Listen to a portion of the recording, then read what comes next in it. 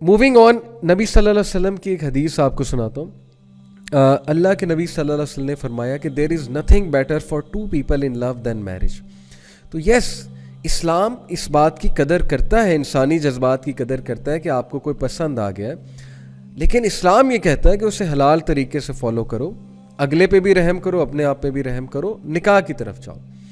تو نکاح کی ٹرائی کرنا، ڈفرینٹ سورسز سے ٹرائی کرنا، یہ بہت ضروری ہے، چاہے آپ کی عمر چھوٹی ہے. اللہ تعالیٰ نے چاہا تو چھوٹی عمر میں بھی ہو جائے گا، لیکن مسئلہ یہ بھی ہے کہ یہ بھی ڈیسائیڈ کرنا کہ اگلا میرے لیے فٹ ہے کہ نہیں ہے. ماں باپ کی اپنی ایک ذہنیت ہوتی ہے، سوچ ہوتی ہے.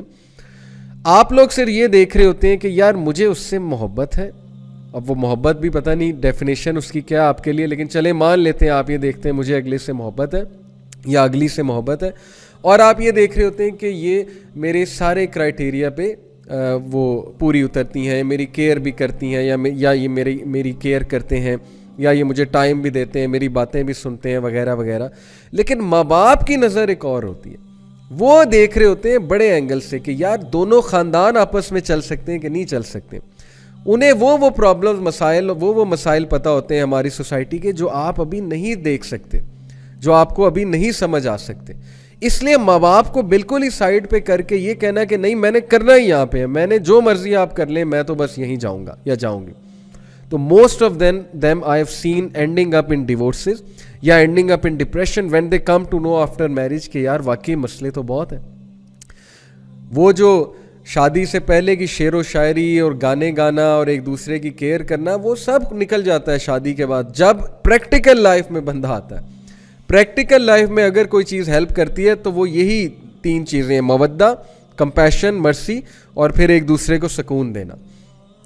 اس لیے ڈسیشن لیتے ہوئے بھی بہت عقل مندی کا مظاہرہ کریں. اور یہ عقل مندی ہر کوئی نہیں دکھاتا ہے، کیونکہ جب بندہ اس اسٹیٹ میں ہوتا ہے تو اس کو سمجھ کوئی نہیں آتی.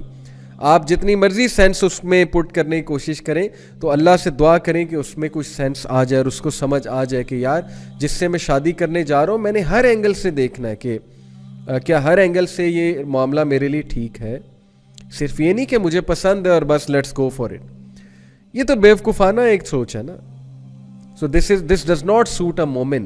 مومن عقل مند ہوتا ہے. رسول اللہ صلی اللہ علیہ وسلم نے کہا مومن جو ہے وہ بہت عقل مند ہوتا ہے، عقل سے کام لیتا ہے.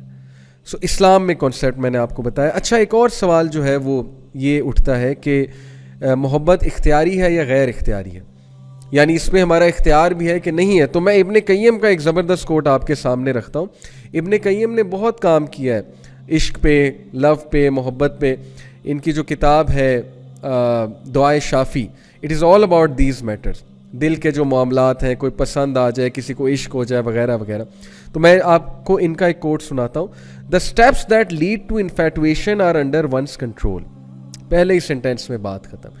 وہ چیز جو انفیٹویشن کی طرف لیڈ کرتی ہے وہ آپ کے اختیار میں ہے. کیسے؟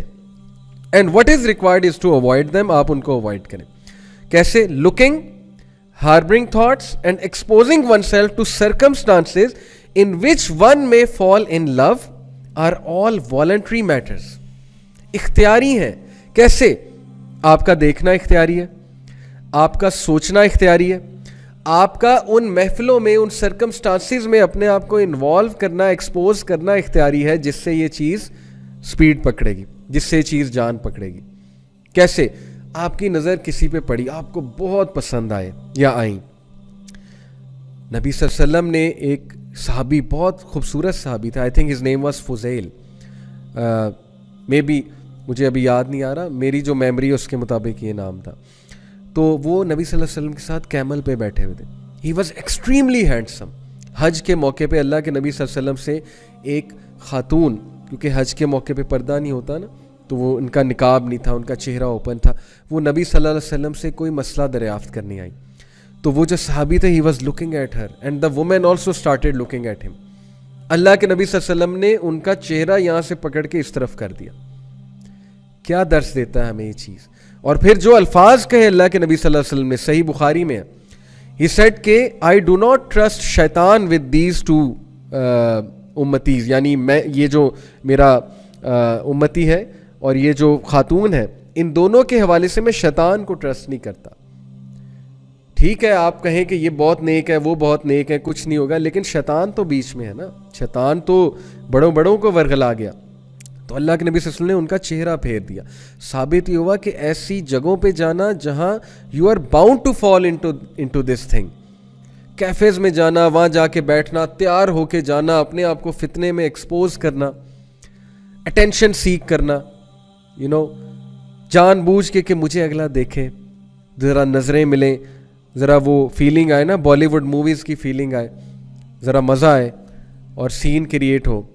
تو جان بوجھ کے یہ حرکتیں کرنا, ایسے گانے سننا جو آپ کو پیار اور سو کالڈ عشق اور محبت کی طرف لے کر جائیں, تو یہ سب اختیاری ہے, لیکن آپ کر رہے ہیں. اور پھر جب آپ اس طرف چلے جاتے ہیں تب انسان کہتا ہے یہ تو غیر اختیاری تھا, میرے تو اختیار میں ہی نہیں تھا. سب اختیاری ہے, آپ کا دیکھنا, آپ کا سوچنا, آپ کا ایکسپوز کرنا اپنے آپ کو ان سرکمسٹانسز سے جن کی وجہ سے آپ اس چیز میں پڑ جاتے ہیں. تو ابن قیم کہتے ہیں کہ but once one takes those steps then what results from what is that is something that a person has no control over. ایک بار پھنس گئے تو پھر جو چیز آپ پہ آئے گی اس میں پھر اس کے اوپر کنٹرول آپ کے لیے بہت مشکل ہے. پھر آپ یہ کہیں گے کہ لو جی اب تو یہ میرے اختیار میں نہیں ہے. تو اس لیے please take care of your gaze, starting from gaze, lower your gaze. Number 2, کوئی ویسے پسند آ جاتا ہے, اس کے بارے میں زیادہ سوچیں نا, اس کی باتوں پہ زیادہ نہ سوچیں. اگر وہ آپ کے لیے فتنہ ہے اس کو دیکھنا چھوڑ دیں, سیدھی سی بات ہے.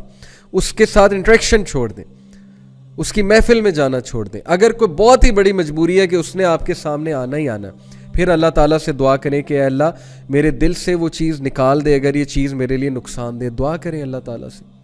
لیکن اگر یہ چیز فائدے مند ہے تو اے اللہ مجھے جلد یہ چیز میرے نصیب میں لکھ دے, ادروائز اے اللہ مجھے اس ڈیزیز سے چھٹکارا دے دے. دعا کریں, لیکن تھاٹس کو بلڈ نہ کریں, زیادہ سوچیں نہ, ان کے بارے میں نہ سوچیں, اور پھر ان سرکمسٹانسز میں اپنے آپ کو نہ ڈالیں کہ آپ لوگ سلپ ہو جائیں.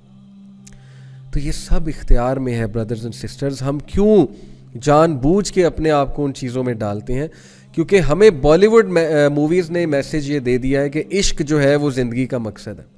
جب تک تم عشق نہیں کرو گے, کسی سے محبت نہیں کرو گے, جب تک جو ہے تمہاری زندگی میں کوئی لڑکی نہیں ہوگی بیفور میرج, تب تک نہ تو تم کول ہو, نہ تمہیں سوسائٹی ایکسیپٹ کرے گی, اور نہ ہی تم جو ہے وہ اس انسانیت کی ڈیفینیشن پہ پورے اترتے.